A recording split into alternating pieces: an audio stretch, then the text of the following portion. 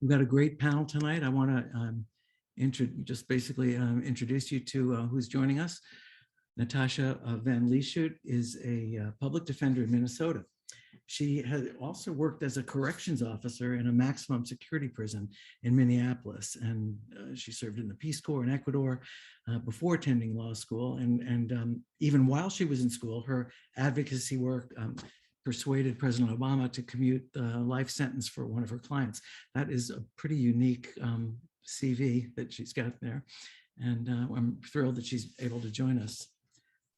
Nat Meysenburg is a technologist at New America's Open Technology Institute, where he works on privacy, digital security, and surveillance technologies. Before joining OTI, Nat was also a longtime tech activist, and he volunteers with a number of community tech projects working on access, skill sharing, and trusted web hosting. And Dr. Kalima Young is an assistant professor in the Department of Electronic Media and Film, where she teaches principles of film and media production and African-American cinema. She got her PhD at University of Maryland in College Park. And her scholarship explores the impact of race and gender-based trauma on Black identity, media, and Black cultural production. She's also a producer herself and videographer, and she's a frequent host on local radio where she provides media and cultural criticism. And I had the honor of being on her show last week.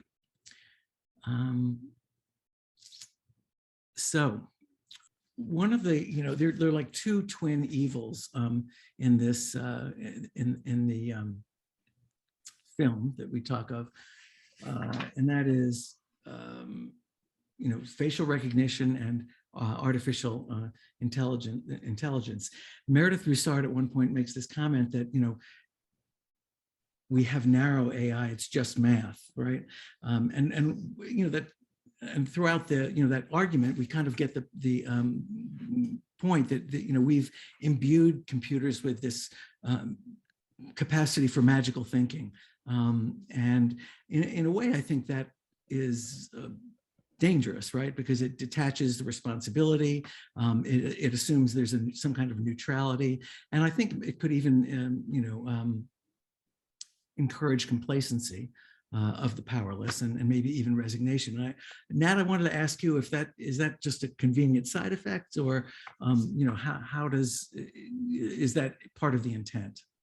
Yeah, I think that it's a reality that the algorithms end up reflecting the people who wrote them and the assumptions that go into them. And I feel like this kind of common notion of that's associated with like Silicon Valley of like tech utopianism exists primarily because a lot of the people who can make it into those rarefied spaces have never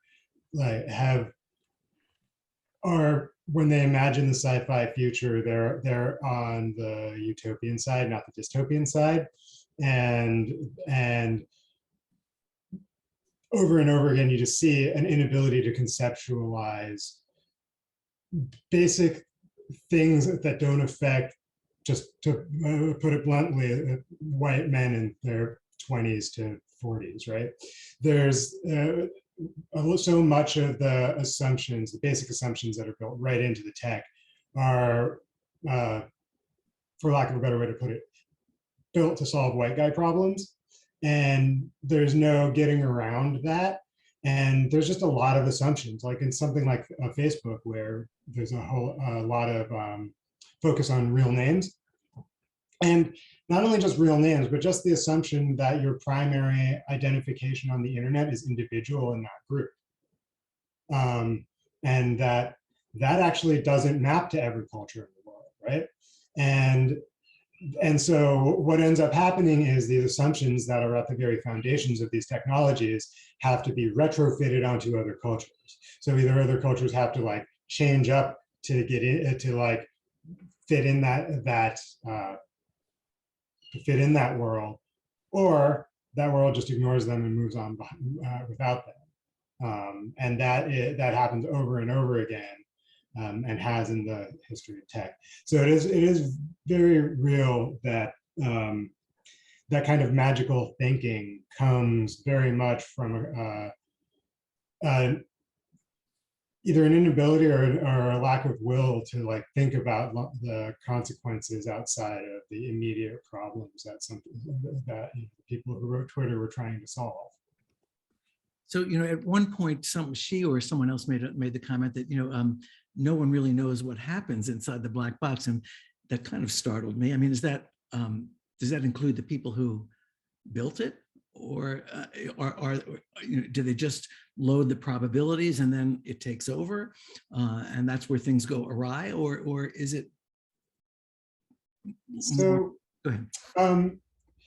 So without going too deeply into the different kinds of neural networks and machine learning, the way it works is they're set up to make patterns based on the body of work that they're given.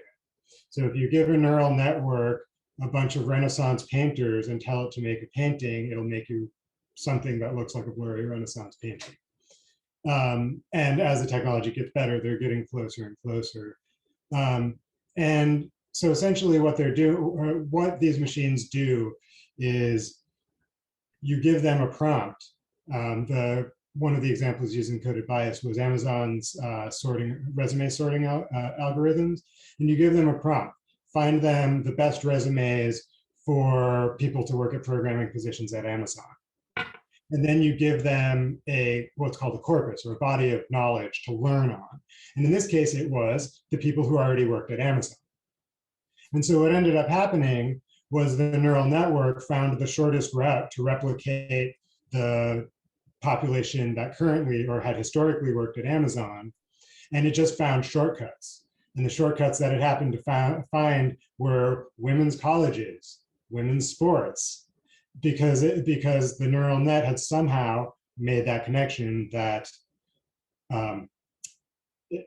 women were less favorable candidates for employment at Amazon because they had historically been employed less at Amazon.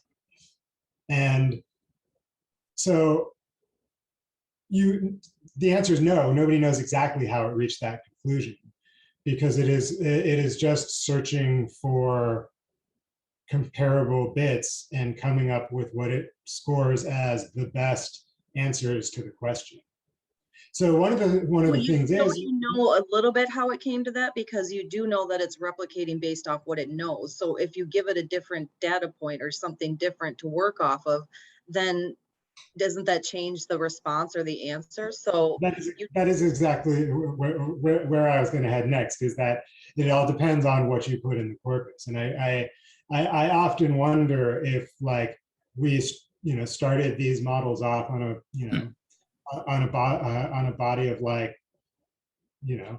Black feminism, like what different assumptions would be built in to the algorithm if we said, here is, a bunch of Black feminism or critical race theory or any of these other things that would give a different framework for analyzing the language.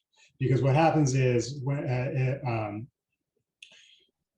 a more troubling example than Amazon's hiring is predictive policing, right? Where what these models do is they take existing crime statistics, which are totally biased towards the kinds of biased policing that already happen, the kinds of biased prosecution that already happens all up and down the legal system. And then it finds the shortcuts to find the people that we've already prosecuted who are in the general population. And so it has very real consequences what training models we give these, what training sets we give these models, so that they can, so that they're starting from different foundational assumptions. So am I the only one that is scared, is frightened by that? I mean, that is really troubling. I don't know how the rest of you felt about this film, but it scared the bejesus out of me, to tell you the truth. There's so much to be frightened of, I think, in this film. And also, I mean, at the same time, it was a beautifully made film. I think it told the story really well. The characters were incredible. I loved Joy Bongwani. And, you know, I think I love the way she set the stage for this thing when she mentioned, you know, that one of the things that drew me to computer science, this is her speaking, right, was that she could code. She had that ability, and it seemed detached from the real world. Well, nothing could be have been more untrue than as we discovered throughout the film. And I think the first question I wanted to ask of you, Dr. Young, is, you know, if you were to, you know, be criticizing this film in one of your classes, you know, how would you describe it? How would you analyze it? Yeah, sure. I think one of the first things that I would do when sort of showing this film to my students, other than sort of showing them this is the way that you can do documentary in a way that provides multiple perspectives and sort of creates compelling characters and compelling narrative arcs outside of the technical parts. I think my feelings would be more about helping them to understand what their role is in the surveillance society that the movie is telling them about.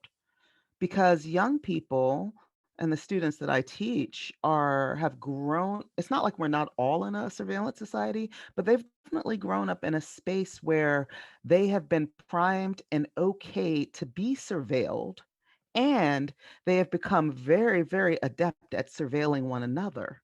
Because of social media, young people operate from a space of impression management. That means I just want to be engaged in the conversation and seem like I'm in the know versus actually sharing or knowing something, right? So it's all about impression management. So I think the way that I would introduce this film to my students would be as an opportunity for them to see the areas of sort of a surveillance society that they are participating in and that is happening around them, and to use their tools as young budding filmmakers to figure out ways to combat that. Excellent, thank you. You know, I think one of the more frightening episodes in the film was the thing with the probation officer and that woman who was targeted essentially by the algorithms. And I was wondering, Natasha, if you know what your experience has been along those lines. But you know, they did point out that the questions that are asked are proxies for race and class. But it was, I can't imagine how discouraging and how harmful it must be to be at the receiving end of that kind of treatment. Yeah, thanks. It is something that happens, and I'm glad that it was pointed out in the movie, because when we're talking about these uses of algorithms, I think that it affects real people that are my clients in ways like risk assessments. They use algorithms and risk assessments for pretrial release on our clients. That is, in using them to assess whether they should be released on bail or bond or some kind of supervised release pending trials in their cases. So these are people that are obviously not convicted of anything but are awaiting trial. So they use a risk assessment tool in Minnesota called the MinPat. Do you want me to bring that up? You had sent me something like that. Would this be a good time? Sure. Yeah, that would be great. I did send an example. So this is something that they introduced in Minnesota about 1.5 years or 2 years ago, and it's something that was supposed to be race and gender neutral in evaluating people for release on bail. And as you can see, there's so there's a questionnaire that a probation officer goes through when people are brought into custody on new charges. And as you can see here, my client is 61 years old, has no history of no criminal history whatsoever. But the questions they asked her that are proxies for race, gender, are things about employment and income or school status. They ask where they get their money from, if they get it from sources like disability or government aid, or if they work less than 20 hours a week, or if, you know, they have like a cash job, or if they're not a full-time student, then they get 3 points in that category. If they have what is termed problematic chemical use, they get another point for that, which that's defined as, you know, if the person admits to having used alcohol in a way that affects their relationships or their job, they can get a point for that. And if they don't admit to any use, but the complaining witness says that there was some chemical use, then that category is overridden and they get a point anyway. They get points for the current charge, even though obviously they're not convicted of anything. And then bench warrants within the last 3 years, if they have any bench warrants for anything, they get 6 points. If it was more than one, I think 1 to 2 is 6, over 2 is 9 points. So this person who has no criminal history whatsoever is in the moderate category, as needing either some kind of supervision or bail to be set that they cannot be released from custody. So what is the effect on this? So the effect is that in Minnesota, they did a study on this evaluation just this past June, so June 2021, and they found that although it was supposed to be race neutral, it was not. The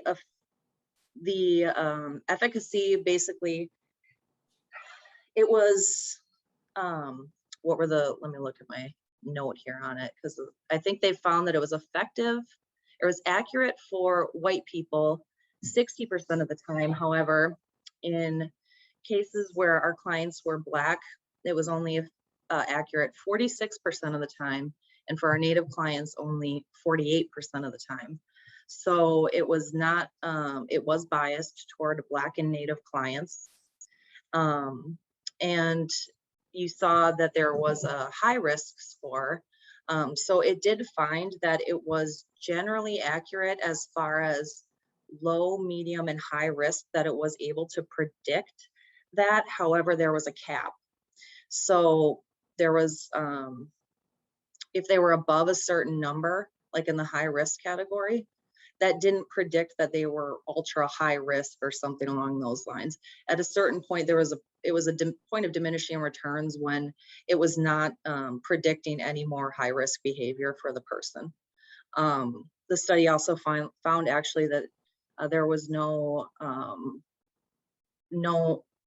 indication that there was any gender bias in it.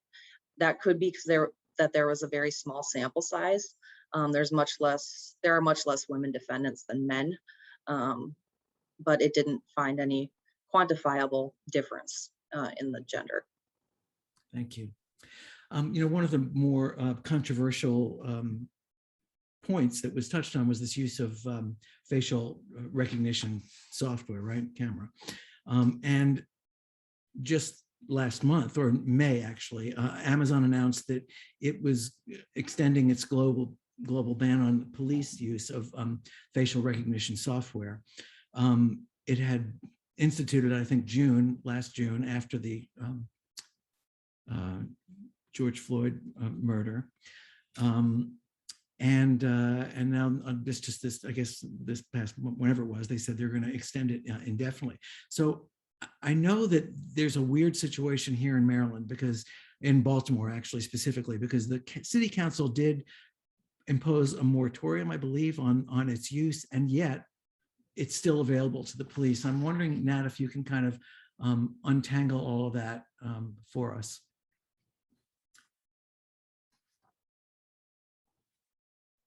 Yes, I can.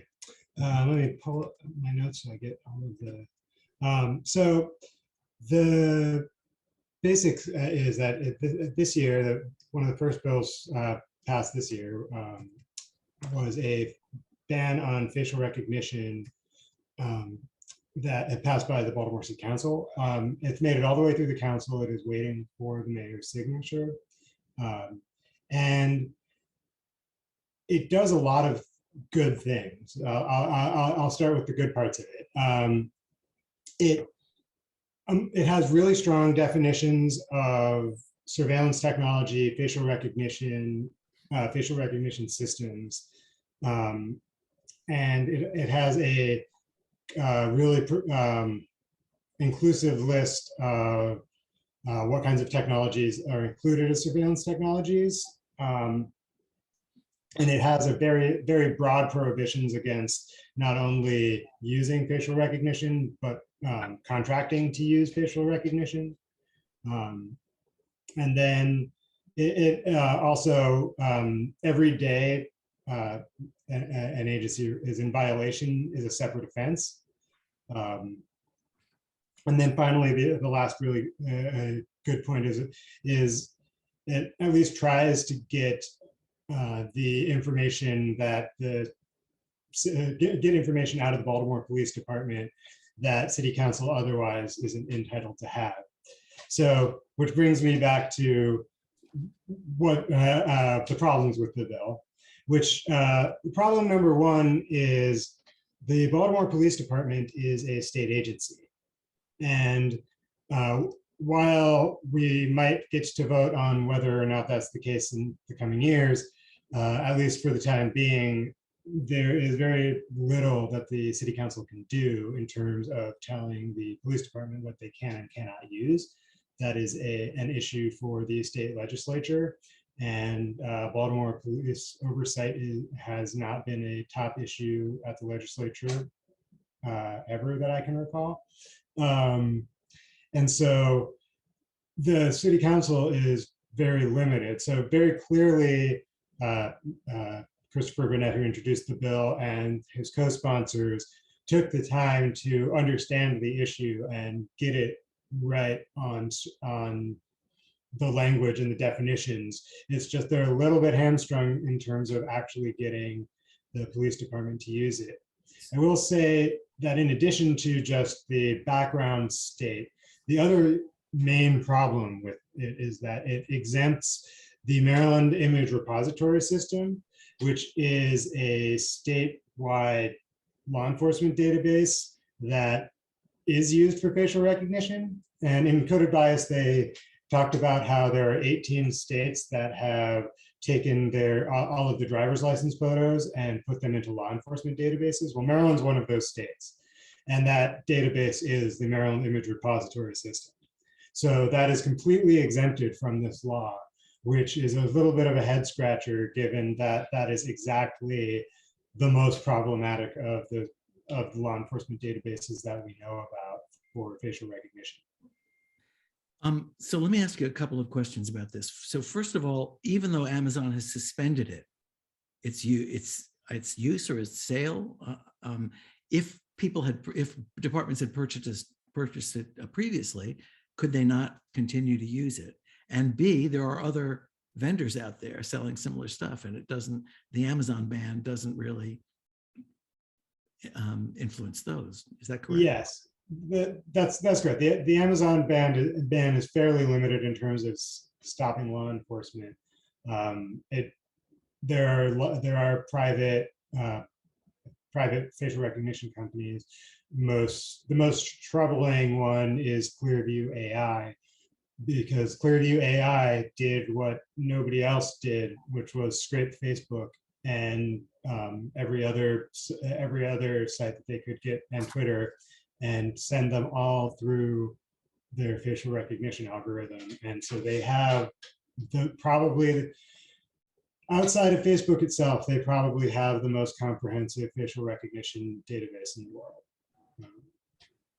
And I say outside of Facebook itself because the engine that powers when you upload a photo and it auto tags your friends, that's facial recognition as well. The way that works. So I just linked something in here too about Clearview AI. BuzzFeed did a good article about Clearview, and where you can search basically your local police departments, counties, and everything to see if they're using Clearview and what their statements regarding its use are. I know in Minnesota here, there were police departments and all over our state were offered free trials of Clearview AI, and many of them took them up on the offer. We had some police departments here use it thousands and thousands of times. And I will say, Nat, those concerns about the retained images and the retained use of the software are real concerns. While there's this stopgap while we're waiting for legislation to get passed, and they're still being used, especially in criminal cases. And the defense bar, at least where I'm practicing, we are marshaling our resources to make sure that that is trying to be prevented in criminal cases. We're taking several steps to try and prevent that use, because there are several concerns that we're worried about here. Warrantless searches, obviously, and I would hope that a lot of people, maybe especially in the Baltimore area, have read that decision from, I think it's June of this year. What is it? The Leaders of the Beautiful Struggle versus Baltimore Police Department, where they found that those were warrantless searches and that use of the AI there. But the defense attorneys also, will be challenging that. We'll be challenging specifically the use of the science in court as not being foundationally sound to be used to identify subjects itself, because especially of the bias against, racial minorities and women. That, there's a standard in Minnesota called the Fry-Mac hearing, where you have to show that it's an accepted technology in its field and it's foundationally sound in order for it to be admitted to be used as evidence in the first place. So I would hope that in local jurisdictions that's being challenged. And we're also looking at discovery issues with Brady issues of possible alternative perpetrators being identified in, by these facial recognition scans, because when law enforcement gets the results back, they're getting results back of 10, 15 possible suspects, and they're turning over to the prosecutor one, and that might not be the correct person, and there's 15 other people who it could be. Defense attorneys are requesting that additional material to be turned over, and law enforcement is resisting that. But these are several steps that need to be taken as a stopgap to make sure that this is not being used in criminal cases while we're waiting for this legislation. So this might be a good time to ask, what does effective federal legislation look like? Does anyone have any thoughts on that? One of the remarkable things about the hearing that they showed at the end of the film was that Jim Jordan and Alexandria Ocasio-Cortez were on the same side of this, which is stunning. So what do you guys think effective federal regulation would look like? Does anyone have a thought? I think one of the first things that crosses my mind just from what I saw in the film is that there needs to be we need federal legislation that really regulates the algorithms in general. That big tech should not have that much power to collect that much data. And when they were comparing the US to China and saying, and to UK and saying, in the US, it's kind of like the wild, wild west, right? We have we all agreed that we're a part of like one whole country, right? So that means that we should have, right? Occasionally, I know, Natasha, girl, come on now. Yeah, you're right. But, but that the federal government in this instance needs to intervene so that there are some kind of checks and measures about how the algorithms themselves are being created. And if that doesn't, and I feel like from there, equity can begin trickling into systems because that seems like the bigger part of the pyramid that's making everything sort of fall into its regulated inequitable spaces. I don't know. Other folk? Yeah. Potentially, I guess what it's used for, I mean, is it being used for, hiring practices? Is it being used in criminal cases? I mean, the potential for areas of use is, I think, astounding. So what are there going to be limits on it? And if it is in use in these areas, what are the regulations on it? How do we know? How do we test its reliability, and how do we implement knowing if it's reliable or not? I think those are real concerns. That is a great question. And actually, Nat, I was wondering if you might have any thoughts on that. How can you validate this as a tool? Because really, we're just going on faith, and the faith is not justified. Yeah, I mean, there's a lot of faith in the idea that, as the movie talked about, this kind of like pure, this idea that math is somehow pure, and that, but it becomes a cover for, it becomes a, as we were talking about earlier, it just becomes a reflection of the people who are creating the tech in certain ways. As far as like regulating, I think, so I think regulating facial recognition is a much more achievable thing than regulating AI in general. And I think that because I think that it's much easier to define and to put parameters around what is and isn't acceptable use of facial recognition. As hard as it is, I'm not saying it's easy, but I think that AI is used for everything from determining how much you're paying for airfare to how there's just so much stuff that's like being so many decisions that are being made by algorithms. The stock market is driven by algorithms. Increasingly, a lot of big agriculture is being driven by algorithms. So as more and more things move into these kinds of big data models, it does become harder and harder to kind of draw lines around, well, should we, like, how do we regulate things like algorithms for architecture to make sure that, a building's to run all the math millions of times to make sure buildings are more solid. Like, that seems like a reasonable, like, pro-social, pro-human use of the technology. I mean, I think a lot of it comes down to, like, in addition to, well, one, let me back up and say, while I don't think we could probably regulate all AI or algorithms like that, I do think we could put very clear boundaries on where they're used and on where that intersects with both civil and particularly criminal law. I think that the legal framework in these things, like, just hasn't caught up, and that, like, the major hacking law that is on the books was passed in 1986. Wow. And has hardly been updated since. And until, so just as one example, and I'll use this example because I wrote about it earlier this year. With this law, they failed to define what they made it a felony to break into a computer without authorization, but they failed to define what authorization meant and whether it was like a technical or a natural definition. And so up until the Supreme Court weighed in this year, courts have gone back and forth on what exactly, like, exceeding authorization means with regard to computer fraud. Right.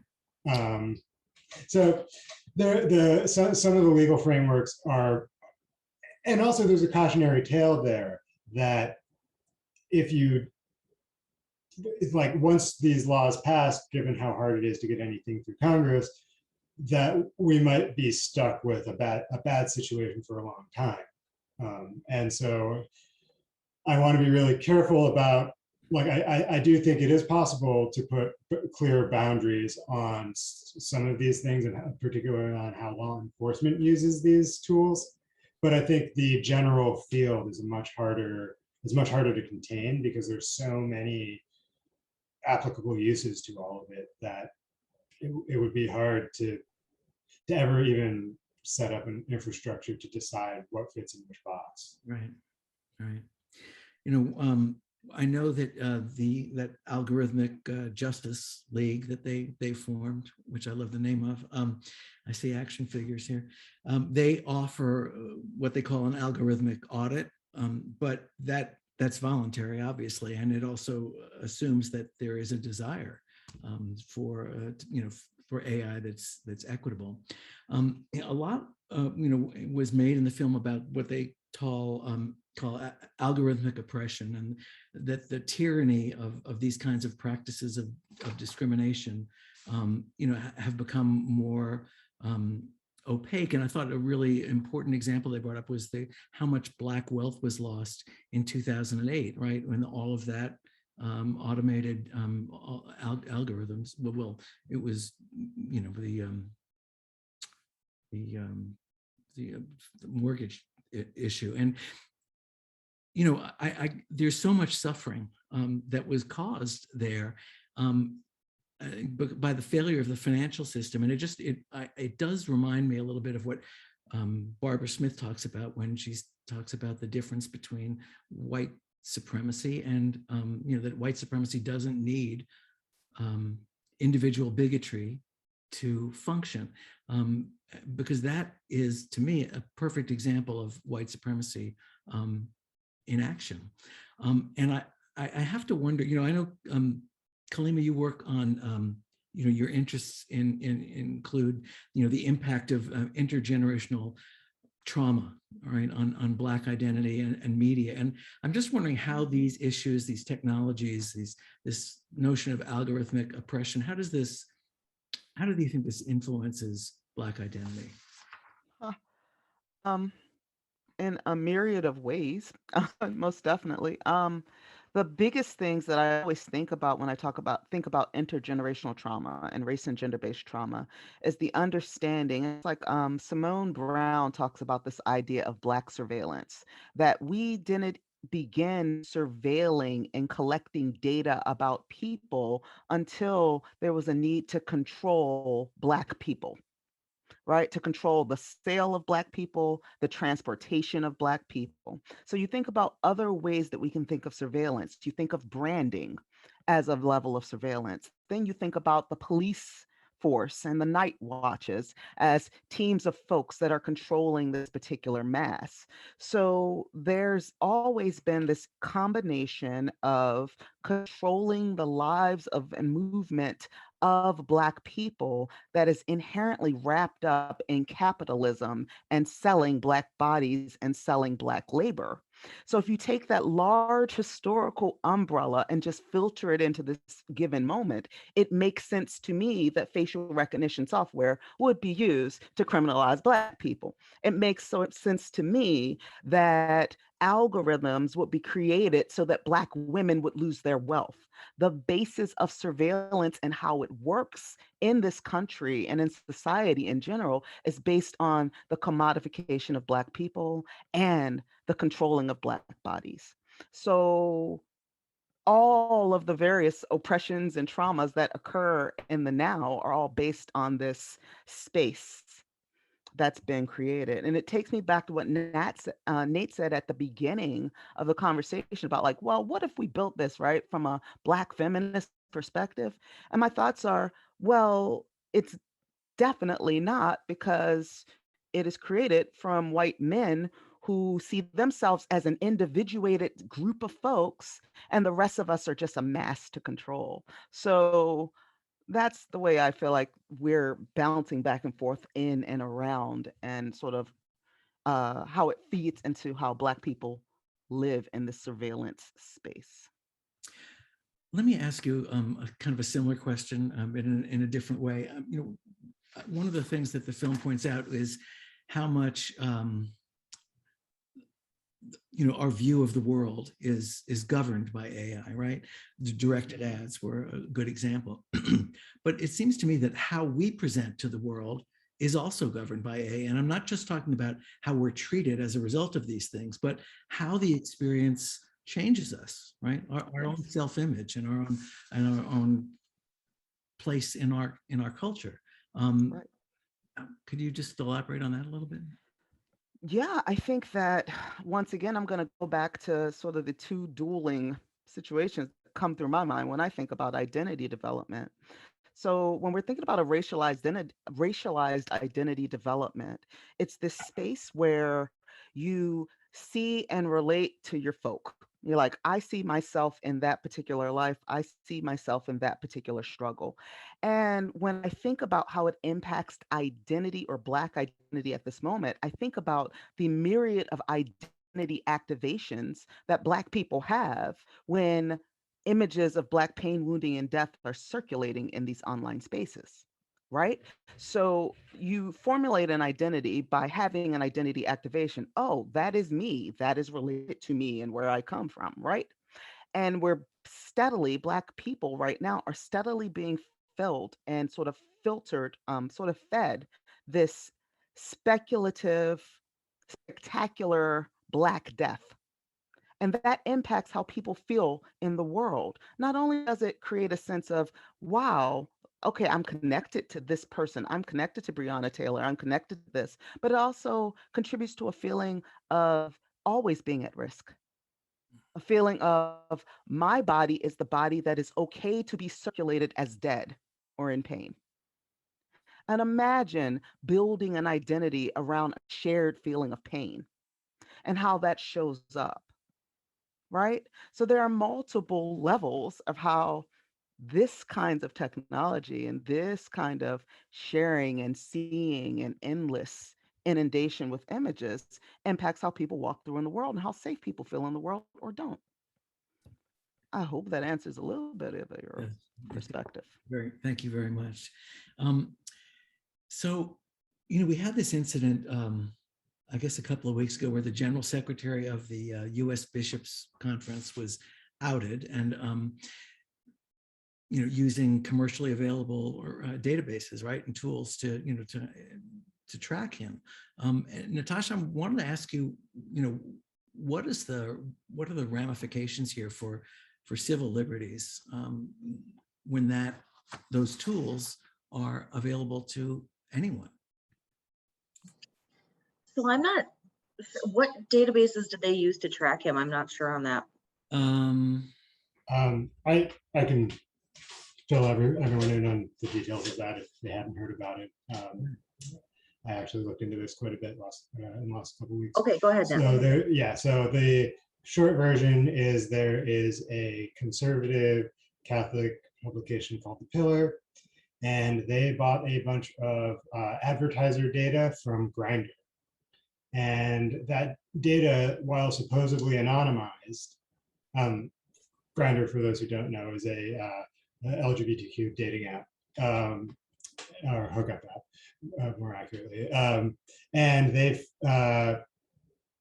took the anonymized data that had location information in it, and they didn't exactly say how they did it, but how I would do it if I had that data set and we're trying to do it, where you just put the points on a map, and then you then also map other things. You can get the address of like every Catholic church in the country, and you cross-reference the two data sets and see what shows up, and then dig more from there. And in that case, their bar was very low for what counted as something that mattered, which is any use of Grindr matters. And so every point mattered. But the worry is that all you need to do that is a data set with that kind of information in it and a good theory of that you're trying to prove. So, and you could run similar kinds of experiments on all kinds of subsets of people, and by just looking at certain kinds of patterns. After that came out, I joked that we might be able to change everything really quickly if we did a similar thing for Capitol Hill. First of all, hilarious. Work on that. Second of all, it reminds me of the analysis in the Baltimore case from just this June, where they're talking about basically a history of analysis of search and seizure Jones and Carpenter are kind of the main cases. And they're talking about the difference between cops kind of tracking someone based on old methods, like, you know, maybe following someone in a car or like putting something on a car, and the new methods like this, where they can basically look back and track, like in Baltimore, where they tracked you by aerial surveillance or by pole cams, or this where they're tracking your cell phone data, your place points, and they're basically going back and looking at a history and putting together a timeline of where you've been. And it's also a spotty timeline because they don't know exactly where you've been and there's holes in it. And the court in Maryland, well, it was the 4th District Court, said that a warrantless search like that is unconstitutional, that there's a difference between what the cops used to do, like what they could do pre the digital age, and what they're doing now, where they're getting this whole history of your data and then extrapolating, like Nat's saying, basically a criminal incident from that data, from where you've been, basically. So I would look at that, look at those 2 cases and look at that decision from Baltimore this June. And I think that's kind of where this issue is going, is looking at those. And these kind of issues are really fact specific, each case. But I would look at the different, that is kind of the distinction some of the courts are making. Is there any way to stop these fishing expeditions? That's essentially what they are. Just to challenge every case.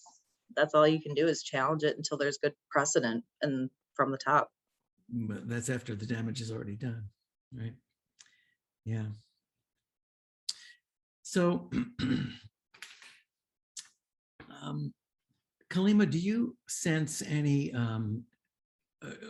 shift towards authoritarianism here in all of this, and where do we draw the line, or how do we draw the line? I think my answer to that is a very clear yes. Mhm. Really, really clear. And where do we draw the line? I think one of the this is gonna sound cheeseball, but people need to understand. Like, the biggest conversation needs to be that we all need to have a better understanding of how surveillance works, and we all need to have a better understanding of who and what has our data, right? Um, I think the more people are aware of how much their data is being used, and there's a little bit of that. Well, the government already has my social security number, right? I don't know if you've ever had those conversations with your friends, right? And they're like, well, the government has everything anyway. That doesn't mean that they should, right? That doesn't mean you should invite it into your house. So I think people have a understanding of surveillance as it relates to the government is tapping my phone, COINTELPRO, right? Versus the government has an entire profile that's predicting when I am going to possibly protest at the Capitol. And they're going to use this and preemptively stop it. And I think that is one of the first things that has to happen, is more literacy and understanding of what data we're giving away, how it is being used, so that folk can create an argument against it. And then I think we also have to weigh the conversation of how we can live in a world with one another without dehumanizing and diminishing one another, right? Because that is ultimately where the authoritarianism pops in, is when we start saying this de-individuated mass needs to be controlled in some way, shape, or form. These poor people, these poor this, or I feel threatened in my neighborhood, so these people can't move in. So I think these 2 things need to work hand in hand, because it inevitably will pull into an authoritarian space, especially if money's involved. And you only got 9 tech companies who control all the data. Right. One of the things I think that the film pointed out really well was that the difference between state surveillance, right, and like we see in China, and this is kind of what we're just referring to, but maybe the bigger, more insidious danger is corporate surveillance, right? This monetizing of all this, and I think that might be a more difficult fish to fry. Nat, do you have any thoughts Yeah, on that? yeah, I mean, it certainly is. The the person who's done, or a person who's done a lot of really good thinking about this, by the name of Shoshana Zuboff, coined the phrase surveillance capitalism. And in in her theorization, which I largely agree with, what companies like primarily Google and Facebook, but others have done, and Amazon have done, is they've transformed the, so surveillance capitalism in her formulation is to capitalism what Ford was to managerial capitalism in the early 20th century, Google and Facebook are to surveillance capitalism in the 21st century. So what they're doing is pioneering a new formation of capitalism, a transition from one kind of capitalism to another, in which the commodity is predictions on human behavior. And in order to keep that commodity market rolling, they have to be able to observe more and more human behavior in order to get better and better and more predictions. And they have to, so there are these needs, so they have an imperative need to constantly be gathering more data. And they do that by expanding out in every direction. So, you start with a search engine, then you go to email, then you go to phones, then you go to thermostats, then you go to, all of, from one thing to the other. And then you can then take all of that really good surveillance data and run it through your AI to figure out exactly what somebody will buy and when. And that is basically the whole game. And that is a very hard thing to crack, because there's just so much money there, and so many of the things, they're very, very good at normalizing things that we thought would have been unthinkable. And they do this like every few years, like Facebook or Google will do something and everybody will react very strongly and negatively. And they'll roll back and say, oh, wait, no, we didn't mean to do that. And then slowly reintroduce it again. And there's less reaction that time. And because there's less reaction, then it sticks. And they've done this over and over again in the last 10, 15 years. There's a handful of really good examples of this. Yeah, and so there's a lot of interest in keeping that kind of surveillance mechanism intact. And also, just to be clear, that is also very useful for government surveillance. Facebook and Google and a lot of the big tech companies do respond to an awful lot of legal requests. And while they do some transparency reporting about it, it's really hard to know, like, at all, any of the details of what's in their responses. You get to know some broad between 0 and 99 requests per quarter type thing, but very little actual specific. Yeah. Well, I thought another thing that was really frightening was the experiment that, or what was described as an experiment by is it Zeynep Tufekci about how the way Facebook influenced the election in 2010, right? And I don't need to remind anyone of where we are now. So, I think one of the phrases that I remember hearing that really resonated, I think, was that, and this speaks to what you were just talking about, Nat, was that people who own the code deploy it, right, on other people.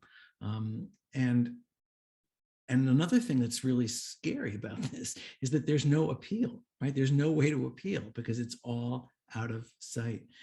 What do you think? And I would ask all of you really, what do you think?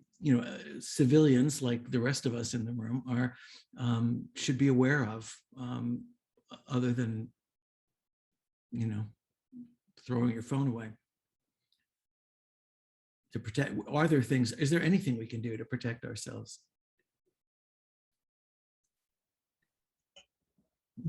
So I'll start by cautioning against that kind of fatalism. I think that I'm so good at it. As am I. And these are fatalistic times, to be sure. But I think that we do need to remember the agency we do have here. So much of the reason we're so sold on a lot of this tech is because they're masters at shifting where the agency and everything is, and science and inducing behavior, and like it's truly masterful, some of the language that gets used to promote these technologies. But I think remember that you are a person making choices, and also remember that you actually, and I say this as a technologist, you actually don't need to be on every social media platform, or you know, I like be kind of like, I have made a choice to abstain from social media for my own self and mental sanity, but I like make that choice consciously. Like one of the things that's very shocking to me is the blur between when you're interacting with these technologies and when you're not. And I just advise people to try to make it a conscious choice. And if you think that you're not overdoing it, I challenge you, put your phone in a drawer for a day and keep and if you can do it, keep a tally of how many times you go to your pocket to reach for it. Like you will be surprised. And I think that one of the things is that we can opt out of a lot of this surveillance. You know, there's not, particularly of the corporate variety. There are places where, you know, I can't opt out of it. You know, my work uses Google Docs and Google-based email. I can't completely, you know, I have Zoom. I have like there are things, there are places where decisions are made that I don't have that full autonomy and that full agency, but I do have it a lot. And, you know, and there's simple things like, if your phone is being used to track you, you don't necessarily need it when you're walking the dog around the block. Like Facebook doesn't need to know your pet care routine, right?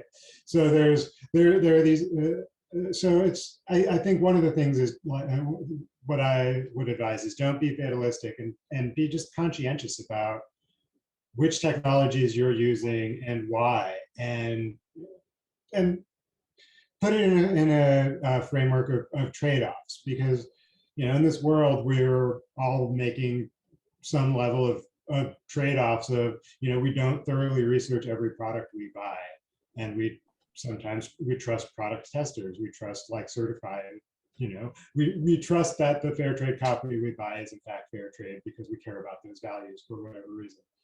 And I think that we can apply those same kind of logics to technology. That gets harder because there's no labeling system for technology, and there's very little in the way of certification groups. Like Consumer Reports has started getting into that a little bit, but like there's very little in terms of like, here is a label for how much this product surveils you. There are some rankings. There's a yearly ranking of these companies that comes out, but none of them is, but more it comes down to just thinking about what it is you're actually getting out of these technologies in exchange for what you're giving, and like make the value calculation more often and more intentional. Great, thank you. So I wanted to, you Well, know, I was going to give one piece of advice. I'm sorry, Will. please do. Where are you? Okay, go ahead. If you're going to commit a crime, don't do it in a city. Okay, you're like under surveillance everywhere in a city. Okay, for real. You would not believe the amount of cameras in cities nowadays, like, and what they can do with them. Like, they can move them, they can talk with, for real. And yeah, someone put in there about Siri and Alexa. Like, I don't know if you guys have followed this, but they've actually subpoenaed Siri and Alexa to testify against people in trials. Like someone has actually asked Surrey, how do I kill my wife and dispose of the body? Like seriously, people, like, like, yeah. Yeah. Just, yeah, be really cognizant of, I know no one's gonna go out after this and kill their wife. I'm just saying, like, just be kind of cognizant and use common sense. But more than that, Nat's saying, you know, this is like a new frontier for things and we have agency. And that means that we can also assert our rights in regards to all of this too. So, you know, when something doesn't feel right or if something happens that is a result of some of this stuff, then, you know, challenge it, seek out a lawyer, like go, you know, like I believe in the law, I'm a lawyer. So, you know, take action, like take back your agency in that way. And in that way, I think we're gonna, you know, have a new frontier in this that's fair and reasonable, hopefully. And then we won't be so fatalistic about all this too. So Thank you so much to all of you, to Kalima and Nat and Natasha, for a wonderful discussion tonight. I really appreciate it. And it's, you know, got a point of view and expertise that I could not have contributed. None of us could. So it was a treat, and I really appreciate it. And I hope we can work together again in the future. And that's it. Otherwise, everyone else, thank you so much for attending. I hope we see you again next time, and have a good evening.